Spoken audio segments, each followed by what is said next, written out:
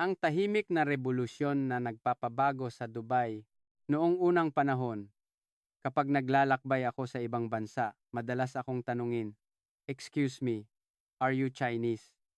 Sa totoo lang, hindi maganda ang pakiramdam ko tungkol doon. Ngunit sa paglipas ng panahon, bigla itong nagbago. Dumami ang mga taong nagtatanong na may kumikinang na mga mata, "Ma'am, are you Filipino?" Kapag sila ay dumarating sa airport, tila nagbabago ang buong kapaligiran. At kamakailan lang, may isang mas nakakagulat na pangyayari. Maging ang mga turistang Tsino ay sinimulan na silang gayahin. Gayunpaman, kayang-kaya silang makilala sa loob lamang ng 3 segundo. Tila may ibang DNA ang mga tunay. Mula sa airport hanggang sa mga shopping mall, nagsulputan ang mga espesyal na paraan para makilala ang tunay sa peke. Sinasabing nag-uunahan ang mga flight attendant ng Emirates na maging bahagi ng flight crew sa mga biyaheng sinasakyan nila. Ano ba ang napaka-espesyal sa kanila? At bakit gustong-gusto silang gayahin ng mga sino? Nagsimula ang lahat isang umaga, 5:15 ng madaling araw. Nasa paborito kong coffee shop ako, malapit sa Dubai Mall. Umiinom ng aking pang-umagang kape. Sa labas ng bintana, dahan-dahang lumilitaw ang Burj Khalifa mula sa manipis na ulap ng bukang liwayway. Ang tanawin ng pinakamataas na gusali sa mundo na naliligo sa gintong sinag ng araw ay laging kahanga-hanga. Ito ang tahimik na oras bago dumagsa ang mga turista at taimtim kong ninanamnam ang kapayapaang iyon. Lahat ay tila normal na umaga hanggang sa tumunog ang aking telepono. Nanlaki ang puso ko nang makita ang pangalan sa screen. Khalid Al Mansour, ang operations manager ng Terminal 3 ng Dubai International Airport. Isang veterano na may 17 taong karanasan. Hindi basta-basta tatawag si Khalid sa ganitong oras. Fatima, nanginginig ang kanyang boses. Si Khalid ang pinakakalmadong tao na kilala ko. Siya yung tipo na kahit masunog ang makina ng eroplano, hihigop lang ng kape habang inaayos ang sitwasyon. Ang panginginig niya ay senyales na may malaking nangyayari. Pwede ka bang pumunta sa airport ngayon din? Anong nangyari? May terorismo ba? Hindi. Mas malala pa. Isang bagay na hindi maipaliwanag. Huminto siya sandali bago sabihin ang isang bagay na halos hindi ka panipaniwala. May isang partikular na grupo ng mga turista mula sa isang bansa na unti-unting binabago ang buong sistema ng ating airport. Para silang mga taong galing sa ibang dimensyon. Halos mabitawan ko ang tasa ng kape ko. Binabago ang sistema, galing sa ibang dimensyon, ang Dubai International Airport na dinadaanan ng 90 milyong pasahero taon-taon, ang pinakamalaking international hub sa mundo. Ang ideya na binabago ito ng isang grupo ng mga turista ay mahirap paniwalaan. Khalid, pwede mo bang ipaliwanag ng mas detalyado? Mahirap ipaliwanag sa telepono. Kailangan mong makita ng sarili mong mga mata. Magkita tayo bukas ng madaling araw sa VIP lounge ng Terminal 3. Ipapakita ko sa iyo ang lahat. Pagkababa ng telepono, nakaupo lang ako roon, tulala. Sa labas, nagniningning na ginto ang Burj Khalifa. Ngunit ang isip ko ay puno ng kalituhan. Bilang isang mamamahayag sa loob ng 15 taon, hindi na mabilang ang mga istoryang aking sinundan, mula sa mga iskandalo ng royal family hanggang sa malalaking development projects. Ngunit ang panginginig sa boses ni Khalid ay iba. Kinahapunan, hindi na ako mapakali at nagpasya akong puntahan si Khalid. Hindi ko mapigilan ang aking kuryosidad. Habang nasa taxi papuntang airport, lalo akong kinabahan. Napansin ako ng driver sa rearview mirror. Mamamahayag po kayo, di ba? May nangyari po ba sa airport? Kakaiba po kasi ang pakiramdam. Simula kaninang umaga. Kakaiba?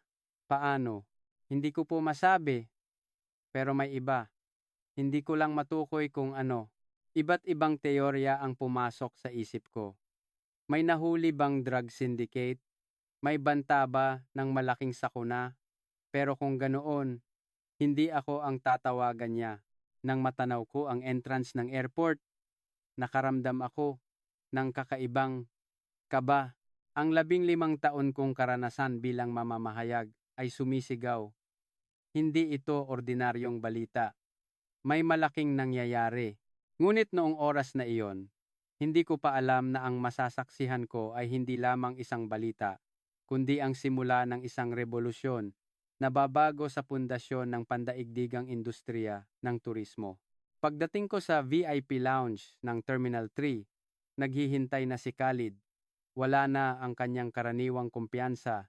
Napalitan ito ng pagod at matinding pananabik.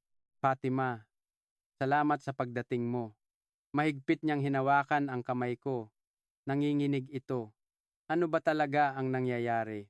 Lumingon si Khalid sa paligid at bumulong. May kakaibang nangyayari sa airport natin. May isang grupo ng mga turista na, paano ko ba sasabihin? Binabago mismo ang ating sistema. Binabago ang sistema? Oo, at hindi lang iyon. Pati na rin ang paraan ng pagtatrabaho ng ating mga staff. Noong una, akala ko nagkataon lang. Pero ngayon, sigurado na ako. Hindi ito aksidente. Sumandal ako sa upuan, pinoproseso ang kanyang mga sinabi. Ang pinakamalaking international hub sa mundo na may 90 milyong pasahero taon-taon ay nagbabago dahil sa isang grupo ng mga turista. Hindi ka pani-paniwala. Taga saang bansa sila? Ngumiti si Khalid. Makikita mo rin bukas. Pwede ka bang bumalik bukas ng alas 5 ng umaga? Tuwing Miyerkules at Sabado ng madaling araw, ang dating ng marami sa kanila. Kumislap ang kanyang mga mata. At ang pinakakakaiba sa lahat, nagsisimula ang kababalaghan na ito sa loob pa lang ng eroplano. Pinag-uusapan na ito ng lahat ng flight attendants. Tumango ako at nagpasya na maghintay. Habang pauwi, hindi maalis sa isip ko ang mga sinabi ni Khalid. Anong klaseng mga tao ang kayang baguhin ang sistema ng pinakamalaking airport sa mundo? Kinabukasan, 4:00 ng umaga, kinukusot ko pa ang aking mga mata habang paalis ng bahay. Madilim at tahimik pa ang Dubai bago sumikat ang araw, ngunit ang puso ko ay kumakabog sa pananabik. Ano kaya ang sikretong sinasabi ni Khalid? Pagdating sa Terminal 3, naghihintay si Khalid na may dalang 2 tasa ng kape. Hinihintay kita. Ngayong umaga, darating ang flight mula sa Maynila ng 5:40 a.m. Mula sa Maynila, galing sa Pilipinas, tumango si Khalid. Oo, at kapag dumating ang eroplanong iyon, ang airport na ito ay magiging isang ganap na ibang lugar. Pumunta kami sa isang control area kung saan tanaw ang buong immigration floor. Sa likod ng malaking salamin, makikita ang walang katapusang lawak ng terminal. Ang pinakamalaking terminal sa mundo. Lagi akong humahanga sa kalakihan nito. Tingnan mo doon, turo ni Khalid. Mula sa iba't ibang gate, sabay-sabay na lumalabas ang mga pasahero mula London, New York, Bangkok, halo-halo ang lahi at nagkakalat sila sa iba't ibang direksyon. May mga hila-hila ang bagahe, may mga naliligaw at palingalinga. Ito ang tipikal na eksena sa isang international airport sa umaga. Yan ang karaniwang hitsura, sabi ni Khalid. Magulo at walang kaayusan. Sa loob ng 5 minuto, darating ang flight mula Maynila. Tingnan mo kung paano magbabago ang lugar na ito. Kinakabahan akong naghintay. Ang 5 minuto ay parang isang oras. Hanggang sa umalingaw-ngaw ang anunsyo. Ang flight ng Emirates mula sa Maynila ay kararating lamang. Nanlaki ang mga mata ko at tinitigan ang gate. At sa sumunod na sandali, napanganga ako sa aking nakita. Dose-dosenang tao ang lumabas mula sa gate, ngunit ang kanilang pagkilos ay ganap na iba. Gumagalaw sila ng may kaayusan, na para bang iisang organismo, walang palingalinga, walang naliligaw. Bawat isa ay tila alam kung saan eksaktong pupunta. Gumagalaw sila ng maayos na parang tubig na dumadaloy. Ano, iyon, wala sa sarili kong bulong. Ganyan sila linggo-linggo. Kahit ilang beses ko nang makita, hindi pa rin ako masanay, sabi ni Khalid, na may bakas pa rin ang pagkamangha sa kanyang boses. Ang mas lalong nakapagpamangha sa akin ay ang mga smartphone sa kanilang mga kamay. Lahat sila ay nakatingin sa halos parehong screen. Nalaman ko kalaunan na isa itong app na nagbabahagi ng kanilang lokasyon sa mga kasama nila in real time. Ang kanilang paggalaw ay tumpak at sistematiko, na para bang ginagabayan sila ng satellite navigation. Dahil sa kanila, unti-unting nagbabago ang sistema ng airport natin, seryosong sabi ni Khalid. At ngayon, may ipapakilala ako sa iyong espesyal na tao, isang flight attendant na sakay sa eroplanong iyon. Mas magugulat ka kapag narinig mo ang kwento niya. Sumunod ako sa kanya. Hindi pa rin maalis sa isip ko ang aking nakita. Ang mga salita ni Khalid na nagsisimula sa loob pa lang ng eroplano ay umuulit-ulit sa aking isipan. Ano kaya ang nangyayari sa loob ng eroplano? Dinala ako ni Khalid sa crew lounge ng Emirates. Habang tinatahak namin ang mahabang pasilyo, inaalala ko pa rin ang eksena kanina. Kilos militar sa disiplina, ngunit mas natural kaysa sa militar. Hindi maalis sa isip ko ang kakaibang pakiramdam na iyon. Pagbukas ng pinto ng lounge, isang babae ang tumayo para salubungin kami, hawak ang iconic na pulang sombrero ng Emirates. Ako po si Isabel Reyes. Ikinagagalak ko kayong makilala. Isang Pilipina, malinaw at puno ng kumpiyansa ang kanyang boses. Si Isabel ay isang chief purser na may 12 taong karanasan. Pangunahing ruta niya ang Maynila. Pagpapakilala ni Khalid. Ruta ng Maynila? Opo. At ang rutang ito ang nagpabago sa buhay ko, nakangiting sabi ni Isabel. May espesyal na kislap sa kanyang mga mata. Umupo kami sa tabi ng bintana na may magandang tanawin ng runway. Humigop si Isabel ng kape at nagsimulang magkwento. Sa loob ng 12 taon bilang flight attendant, napakaraming lahi na ang nakita ko. Amerikano, British, Chino, Ruso. Bawat lahi ay may katangian, pero akala ko wala namang gaanong malaking pagkakaiba. Huminto siya sandali. Pero ang mga Pilipino, ibang-iba sila. Noong una ko silang makita, nagulat talaga ako. Para silang mga taong galing sa hinaharap. Aling bahagi ang pinakaiba. Mula pa lang sa pagsakay nila sa eroplano, iba na. Ang ibang pasahero, paikot-ikot na hinahanap ang kanilang upuan o nag-iisip kung saan ilalagay ang kanilang bagahe. Nagsisikip ang pasilyo at humahaba ang pila. Karaniwan, inaabot ng 30 minuto para makasakay ang 150 na pasahero. Itinaas ni Isabel ang kanyang daliri. Pero kapag grupo ng mga Pilipino ang sumasakay, natatapos ito sa loob ng 15 minuto. Alam ng lahat ang eksaktong upuan nila. Hindi sila nagtatanong. Ang mga bagahe nila, parang Tetris, na perpektong nailalagay sa overhead compartments. Walang nasasayang na espasyo, kahit 1 milimetro. Nakakagulat ang kwentong iyon. Madalas din akong sumakay ng eroplano at hindi lang isang beses akong nahirapan sa aking bagahe. At pagkaupo nila, isinusuot agad nila ang kanilang seatbelt bago pa man namin sabihin. Ang kanilang mga smartphone ay naka-airplane mode na rin. Naging mas seryoso ang ekspresyon ni Isabel. Pero ang pinakakagulat-gulat ay tuwing oras ng pagkain sa eroplano. Sigurado akong hindi kayo maniniwala rito. Napalapit ako sa kanya. Karaniwan, Kapag nagsimula na ang meal service, itutulak namin ang cart sa pasilyo, di ba? Chicken or beef. Ginaya ni Isabel ang pagtulak ng cart. Ang mga pasahero mula sa ibang bansa, ilalabas lang ang kanilang tray table kapag nasa tapat na nila ang cart. Doon pa lang sila maghahalongkat ng gamit at maghahanda. Mag-iisip pa kung anong kakainin o tatanungin ang katabi. Inaabot ng 3 hanggang 5 minuto bawat row. Huminto siya sandali at ngumiti. Pero iba ang mga Pilipino. Bago pa man magsimula ang meal service, nakalabas na ang kanilang mga tray table at naghihintay na sila. Bago pa magsimula ang service? Oo. Para itong isang ritual, tahimik silang naghihintay.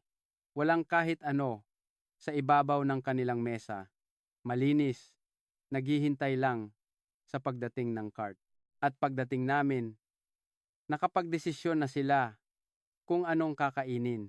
Huminahon ang boses ni Isabel. Noong una ko itong makita, kinilabutan ako. Makikita mo agad sila, ang mga taong nakalabas ang mesa at tahimik na nakaupo. Mga Pilipino sila. Napipi ako. Dahil lang sa isang mesa, malalaman mo na ang lahi.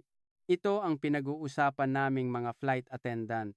Ang paraan para makilala ang mga Pilipino kapag may nakalabas na mesa at tahimik na nakaupo bago ang meal service, 100% Pilipino iyon.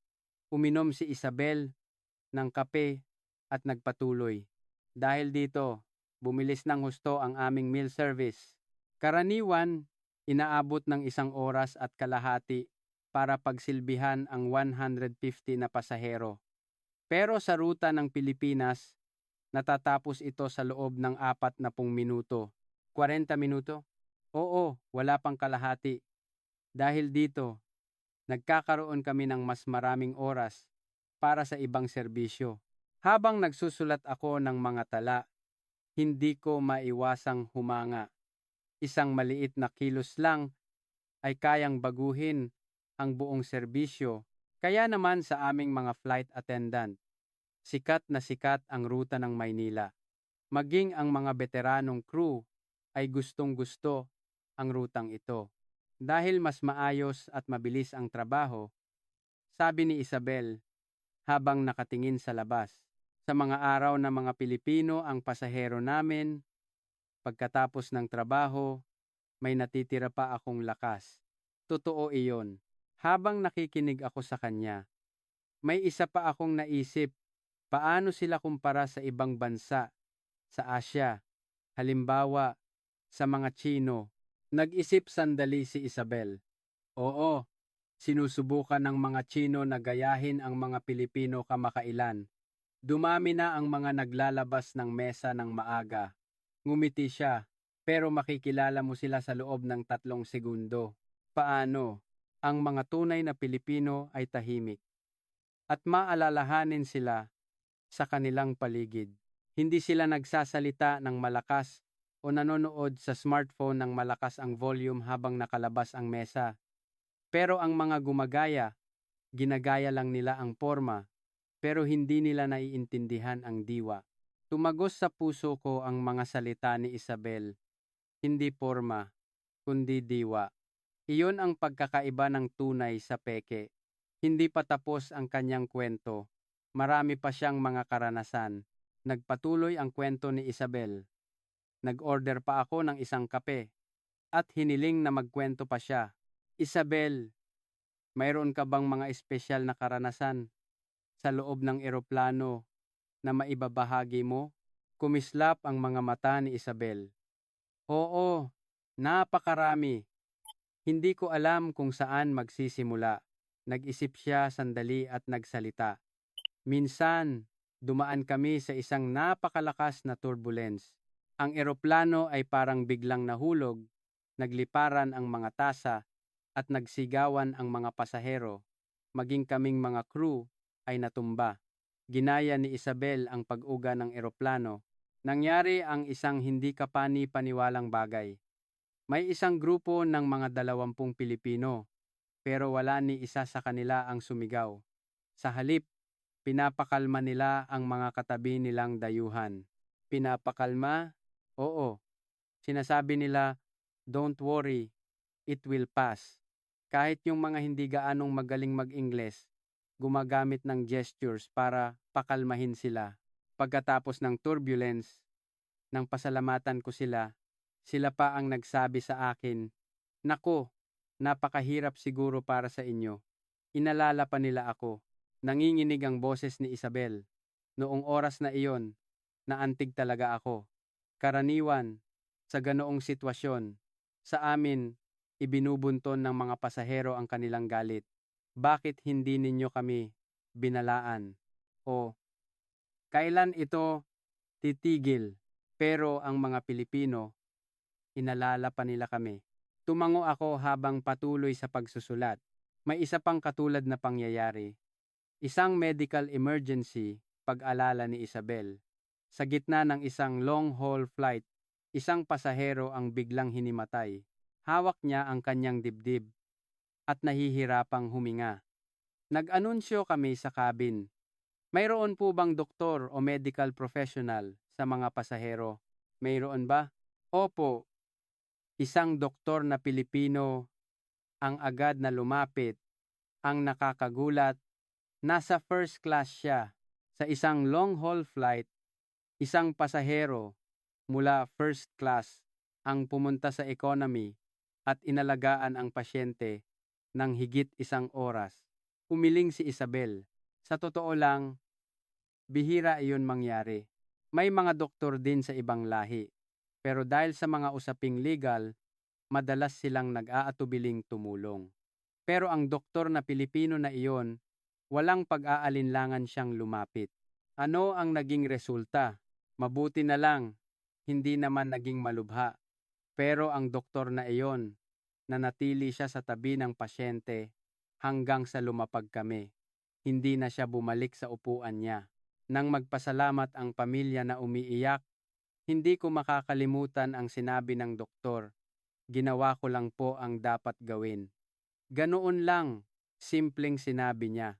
Nataimik si Isabel, malinaw pa rin sa alaala niya ang pangyayaring iyon. At may isa pa akong hindi malilimutang karanasan. Madalas may mga sanggol na umiiyak sa eroplano. 'Di ba?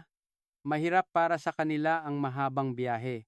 Ang mga pasahero mula sa ibang bansa, karaniwang naiirita, bumubuntong hininga o nagrereklamo sa amin.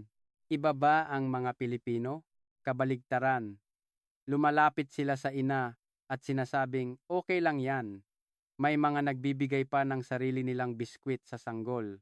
Ngumiti si Isabel habang inaalala ang isang espesyal na pangyayari. Minsan, may isang napaka-touching na nangyari. Isang ina na mag-isang naglalakbay kasama ang kanyang sanggol. Hindi tumitigil sa pag-iyak ang sanggol. At ang ina ay pagod na at halos maiyak na rin. Ang mga pasahero sa paligid ay nagsisimula ng sumimangot. Anong nangyari? Isang matandang Pilipina, isang lola, ang dahan-dahang tumayo at lumapit sa ina. Walang imik, kinuha niya ang sanggol at nagsimulang maglakad-lakad sa pasilyo habang pinapatahan ito. Kumakanta siya ng isang lumang oyayi.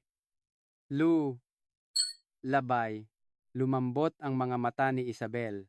Sa loob ng 10 minuto, nakatulog ang sanggol. Binalik ng lola ang sanggol sa ina at sumenyas na magpahinga ka muna. Ang batang ina ay umiyak sa tuwa. Naantig din ang puso ko. Hindi ko akalain na may mga ganitong kwentong nabubuo sa loob ng eroplano. Kaya sa aming mga flight attendant, tinatawag namin silang mga anghel na pasahero. Mga anghel na pasahero.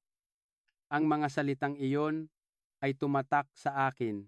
May mga paraan din para makilala ang mga Pilipino bukod sa tray table, di ba? Nagsimulang magbilang si Isabel sa kanyang mga daliri. Una, pagsakay pa lang, seatbelt agad. Pangalawa, perpekto ang pagkakaayos ng bagahe. parang Tetris.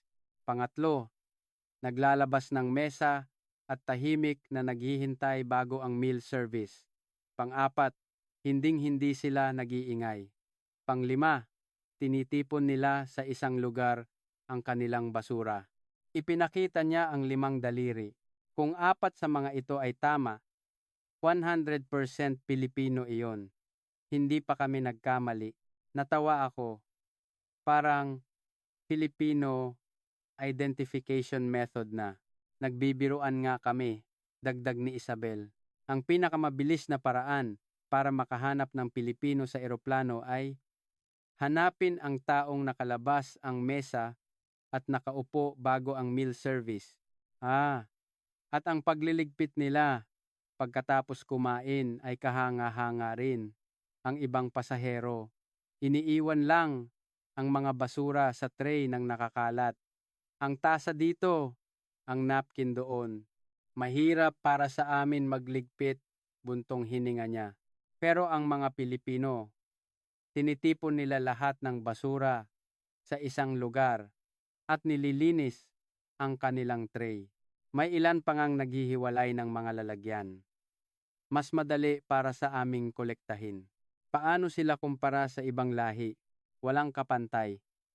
Sa totoo lang, ang mga pasaherong Ruso ay maraming hinihiling. Dalhin mo ito, dalhin mo iyon.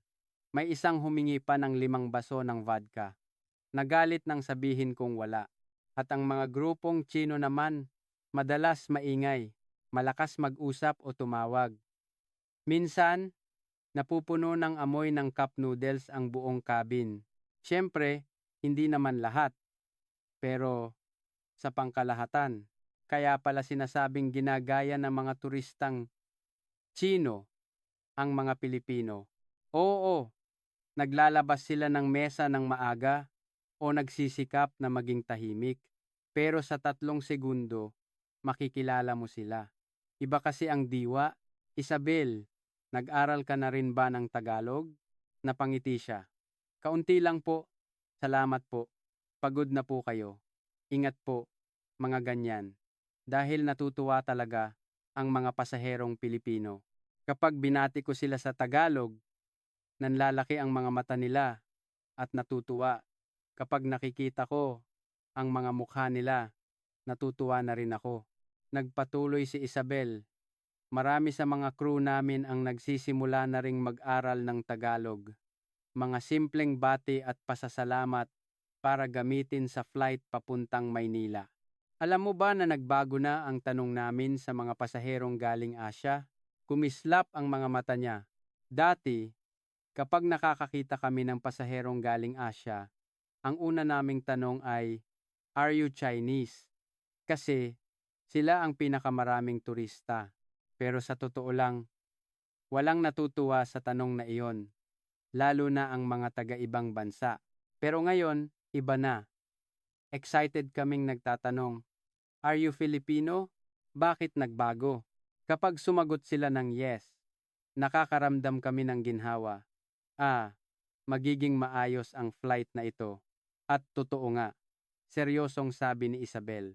Hindi ko alam kung kailan eksaktong nagsimula ito.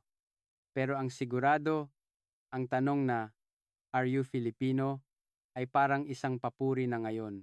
Ang ibig sabihin nito ay, kabilang ka ba sa mga kahangahangang taong iyon? Sa sandaling iyon, naramdaman ko na may malaking pagbabagong nangyayari. Hindi lang ito pagkakaiba sa estilo ng paglalakbay. Isang kultura ang unti-unting nagpapabago sa pananaw ng mga tao sa buong mundo. Nagpaalam na si Isabel dahil kailangan na niyang maghanda para sa susunod na flight. "Hayaan ninyo akong sabihin ang isang huling bagay," seryoso niyang sabi. Sa loob ng 12 taon, iba't ibang lahi na ang nakita ko, pero ngayon lang ako nakakita ng mga taong tulad ng mga Pilipino na palaging magalang at maalalahanin. Hindi ito dahil sa isang tao lang, kundi dahil sa kultura mismo. Tumayo si Isabel at nakipagkamay. "Fatima, sana maibahagi mo ang kwentong ito sa maraming tao. Kailangang malaman ng mundo kung paano kumilos ang mga tao mula sa isang bansa sa himpapawid. Mahigpit kong hinawakan ang kanyang kamay. Oo, sisiguraduhin ko. Maraming salamat. Pagkaalis ni Isabel, nanatili ako sa aking upuan. Sa labas, isang eroplano ng Emirates ang papaalis. Naisip ko, sa loob ng eroplanong iyon, marahil ay may isang taong naglabas na ng kanyang mesa at tahimik na naghihintay. Isang kakaibang damdamin ang bumalot sa akin. Lumapit si Khalid. Kumusta? Talagang nagulat ako. Hindi ko akalain na may ganitong nangyayari sa loob ng eroplano. Susunod, ipapakita ko sa iyo kung ano ang nangyayari sa check-in counter. Isa pa itong hindi ka panipaniwalang tanawin. Sumama ako kay Khalid papunta sa check-in area. Kahit madaling araw, mahaba na ang pila. Iyan ang karaniwang check-in. Turo ni Khalid sa isang pila kung saan isang pasahero ay kinakausap ang staff ng higit 5 minuto. Hinalungkat ang bag para hanapin ang passport at may inaalis sa bagahe dahil sobra sa timbang. Ang average check-in time ay 5 hanggang 7 minuto bawat tao. Kapag may problema sa timbang, umaabot ng 10 minuto. Pero tingnan mo doon, itinuro niya ang isang pila ng mga mukhang Pilipino, mga 30 sila. Pero ang nakakagulat ay ang paraan ng kanilang pagpila. Lahat ay may hawak ng passport at ang mga bagahe ay perpektong nakaayos. Sige, orasan natin, sabi ni Khalid at pinindot ang kanyang stopwatch. Ang unang tao ay lumapit sa counter. Inabot ang passport, ipinatong ang bagahe at kinuha ang boarding pass. Ang buong proseso ay napakabilis. 1 minuto at 22 segundo, sabi ni Khalid. Wala pang 2 minuto. Hindi ako makapaniwala. Bakit napakabilis? Handa na ang lahat. Passport, visa, e-ticket, lahat ng dokumento ay nakaayos na at ang timbang ng kanilang bagahe, eksakto. Itinuro ni Khalid ang timbangan. Sa Emirates, hanggang 30 kilogram ang economy. Ang mga bagahe ng mga pasaherong Pilipino, halos lahat ay nasa 29 kilogram. Wala pa akong nakitang nagbayad ng excess baggage. Tinitimbang nila sa bahay? Oo. Noong una, hindi rin kami makapaniwala. Nagtanong kami sa isang pasahero. Ang sabi niya, mayroon daw silang weighing scale para sa maleta sa bahay. Tumawa si Khalid. At halos wala silang tanong. Gate number, boarding time, ruta sa loob ng airport, alam na nila lahat bago pa dumating. Mas tumpak pa sila kaysa sa amin. Paano? Sinisilip nila ang official app ng airport in real time. Minsan, may nagbago ng gate. Nalaman pa ng isang pasaherong Pilipino bago pa man ang staff namin, bago pa lumabas sa sistema namin. Hindi ko maiwasang humanga. Kaya, napakabilis ng check-in ng grupo ng mga Pilipino. 30 tao, wala pang 20 minuto. Kung ibang lahi iyan, 1 oras. Buntong hininga ni Khalid. Noong una, akala namin may mali kaming ginawa. Sa sobrang bilis, inisip namin baka may nakalimutan kaming proseso. May isa pa akong kwento, sabi ni Khalid. Minsan, nagkaroon ng system error at naantala ang check-in ng 2 oras, ang ibang pasahero, nagwala na. Sumisigaw, nagrereklamo, call the manager. Tumahimik siya. Pero ang grupong Pilipino, tahimik lang silang naghintay. Sa halip, lumapit pa sila sa staff namin at nagsabi, "Naku, mahirap yan. Dahan-dahan lang po." At nang maayos ang problema, may lumapit sa amin at nagbigay ng isang maliit na supot. Pagbukas namin, mga kakaning Pilipino, para sa inyong lahat, sabi niya, naantig ang puso ko. Noong oras na iyon, sobrang laking pasasalamat namin. Stress na kami, pero dahil sa isang salita, Gumaan ang pakiramdam namin. Tumingin sa akin si Khalid. Ito ang dahilan kung bakit kita tinawagan. Kailangang malaman ng mundo ang mga kwentong ito. Habang paalis kami sa check-in, naisip ko, sa eroplano man o sa airport, pareho ang kanilang kilos. Hindi ito personalidad ng isang tao, kundi isang kultura. Khalid, nakita mo na ba ang kanilang travel itinerary? Ngumiti si Khalid. May ipapakita ako sa iyo. Isang naiwan sa Lost and Found. Siguradong magugulat ka. Dinala niya ako sa Lost and Found office. May mga naiwang bag, payong, at cellphone. Ito, naiwan ng isang pamilyang Pilipino. Ilang araw na ang nakalipas. Kumuha si Khalid ng isang transparent folder. Nang makita ko ito, nagulat talaga ako. Ipinakita ko sa staff, hindi sila makapaniwala. Binuksan ko ang folder at napanganga ako. Mukha itong ordinaryong travel itinerary, pero higit pa rito, sa itaas, nakasulat, plano ng pamilya para sa Dubai. Sa ilalim nito, isang napakadetalyadong schedule na nakahati sa bawat 30 minuto, kasama ang oras ng pagdating at pag-alis sa bawat lugar, pati na ang travel time. 6 a.m. Almusal sa hotel. 7 a.m. alis ng hotel. 7:00 a.m. dating sa Dubai Mall Est. Bin taxi. Tati AE. 7 a.m. pagdating bago magbukas. 8 a.m. pasok sa aquarium booked online. Ref. XXX. 10 a.m. tapos sa aquarium. 10:07 a.m. lakad papuntang Dubai Fountain. 7 means. Ganito kadetalye ang lahat. Grabe, bulong ko. Ang mas nakakagulat ay ang mga espesyal na tala sa bawat lugar. Hindi lang ito itinerary para itong gawa ng isang professional local guide. Dubai Mall. Sobrang dami ng tao sa hapon. Mas maganda bumisita sa umaga. Iwasan ang food court sa tanghalian. Dubai Fountain. Mas maganda ang palabas sa gabi. Pagkatapos ng 6 p.m. show, tuwing 30 mins, pinakamagandang kunan ng litrato sa pagitan ng 6 at 6:30 p.m. shows. Burj Khalifa. Kailangan mag-book online. Mas mahal ng 50% kung doon bibili. Saan nila nakuha ang impormasyong ito? Nagkibit balikat si Khalid. Hindi ko alam. Mas tumpak pa ito kaysa sa guidebook ng airport. May mga impormasyon diyan na kahit kami hindi alam. Sa likod na pahina, may mas detalyadong tala tungkol sa kultura at kaugalian ng Dubai. Sa ilalim ng titulong Pag-unawa sa lokal na kultura, Oras ng panalangin. Maririnig ang adhan 5 beses sa isang araw. Kasuotan. Okay lang sa mall, pero iwasan ang sobrang revealing. Ramadan. Bawal kumain at uminom sa publiko sa umaga. Tipping. Hindi kailangan. Pero sa taxi, okay na ang sukli. Mayroon ding tungkol sa transportasyon, emergency contacts, at kahit na mga Arabic phrases. Hello, assalamu alaikum.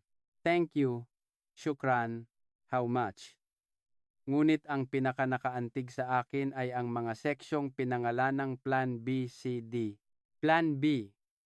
Kung puno na o masama ang panahon sa Burj Khalifa, pumunta sa Dubai Frame. Plan C. Kung kanselado ang dessert tour, tagalan sa aquarium, o bisitahin ang Miracle Garden. Plan D. Kung may heatwave, limitahan ang outdoor activities. Hanggang Plan E, na para sa kung magkasakit ang bata, kasama ang contact numbers ng mga ospital at ng Philippine Consulate. Wala pa akong nakitang ganitong paghahanda, sabi ko. Sa 16 taon ko rito, ngayon lang, sabi ni Khalid. Binalik ko ang tingin sa plano. Sa huling pahina, may listahan ng mga pasalubong at isang huling paalala, mga dapat tandaan sa biyahe. Igalang ang lokal na kultura, huwag sumigaw, maging maalalahanin sa pagkuha ng litrato, pumila ng maayos, huwag magtapon ng basura. Unang bumati sa mga lokal. Nang makita ko iyon, naunawaan ko, ang kanilang perpektong plano ay hindi lang para sa kahusayan. Ang pundasyon nito ay malalim na respeto at pag-aalala sa ibang kultura. Kinopya ko ito, sabi ni Khalid. Gagamitin ko para sa training ng staff. Kung ang mga turista ay ganito kahanda, dapat ang serbisyo natin ay kapantay ng level nila. Nagtakda sila ng bagong pamantayan para sa atin. Nang maisip ko, ganito rin kaya sila kapag namimili? Tumawa si Khalid. Mas magandang tanungin mo mismo ang store manager sa Dubai Mall. Ang nangyayari doon, isa ring kababalaghan. Pumunta ako sa Dubai Mall at ipinakilala ako ni Khalid kay Sofia Montenegro, isang store manager ng isang luxury brand. Ang mga customer na Pilipino? Oo, napakarami kong pwedeng ikwento, sabi niya. Ibang dimensyon sila. Paano po naiiba? Una, bago pa sila pumasok sa tindahan, tapos na ang lahat ng kanilang paghahanda. Diretso sila sa produktong gusto nila, alam ang model name, kulay at sukat. Meron po ba kayong Chanel Classic Flap, medium, black, caviar skin, gold chain? Ganyan sila. Tumawa si Sofia. Mas alam pa nila ang produkto kaysa sa akin. Minsan, sila pa ang nagsasabi sa akin kung kailan darating ang bagong stock. Paano nila nalaman? Sinasabi nila, ni-research na daw nila lahat sa bahay. Kinumpara ang presyo sa Dubai at sa Maynila. Kinuwenta ang exchange rate. Mga eksperto na sila. Ipinakita niya sa akin ang isang note na naiwan ng isang customer na Pilipino. Nakalista ang presyo sa iba't ibang bansa at ang tax refund. Dahil sa kanila, natuto kami.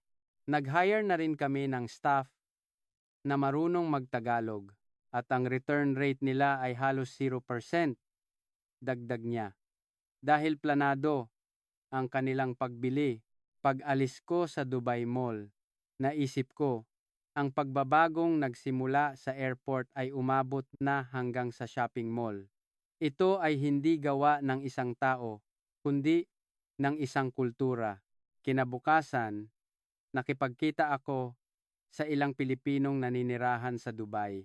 Ako po, si Jasmine Santos, sabi ng isang babae. 7 taon na ako rito. Dati, kapag nagpupunta ako sa Europe, tinatanong ako kung Chinese ako.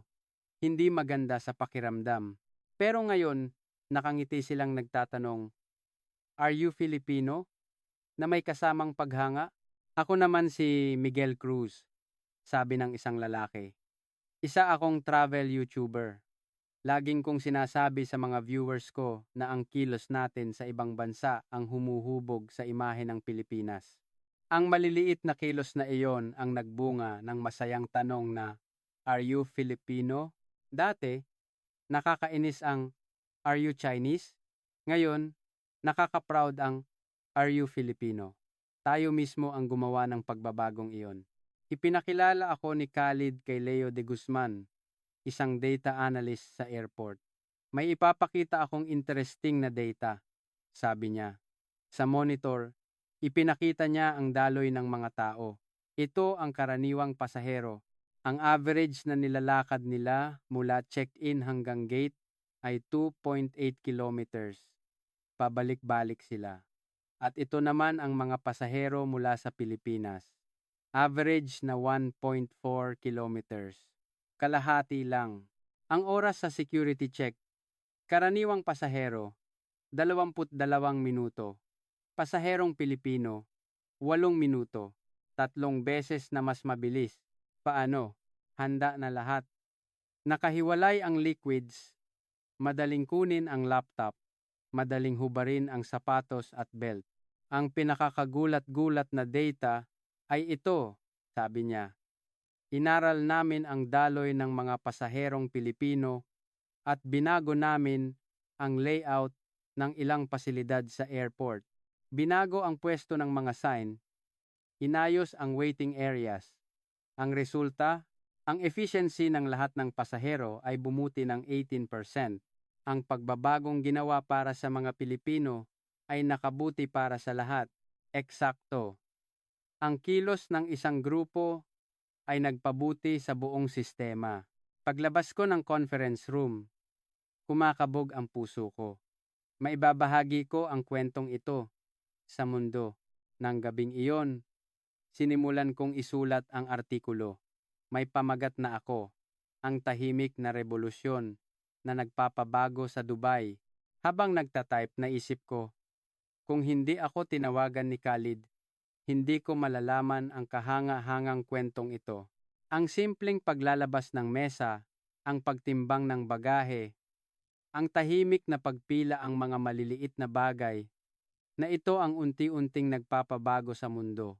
At ngayon, ibabahagi ko ang kwentong ito. Sa labas ng bintana, nagniningning ang mga ilaw ng Dubai. Ang kwentong ito ay nagsisimula pa lamang. Ang tahimik na revolusyon ay nagpapatuloy.